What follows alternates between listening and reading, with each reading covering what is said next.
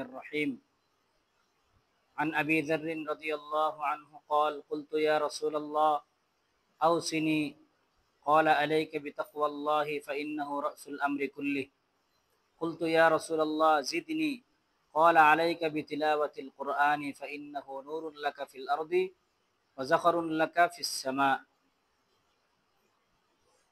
হযরত আবু যর গিফারী রাদিয়াল্লাহু তাআলা আনহু বলেন, আমি হুজুর সাল্লাল্লাহু আলাইহি ওয়াসাল্লামের নিকট দরখাস্ত করিলাম যে আমাকে কিছু নসিহত করুন।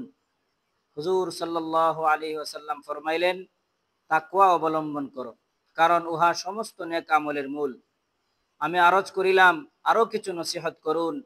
হুজুর সাল্লাল্লাহু আলাইহি ওয়াসাল্লাম ফরমাইলেন, কোরআনের তিলাওয়াত এর ইহতিমাম করো, কারণ ইহা দুনিয়াতে তোমার জন্য নূর এবং আখিরাতে সঞ্চিত ধনভাণ্ডার।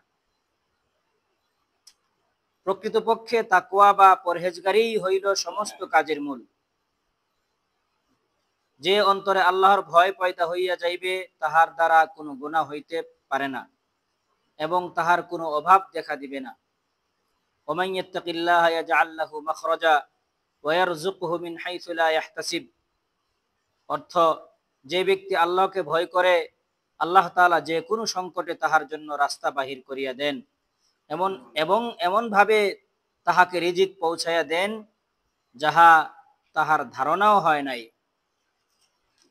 কোরআন তেলাওয়াতে যে নূর, উহা পূর্বে রিওয়ায়াত সমূহ দ্বারা জানা গিয়াছে।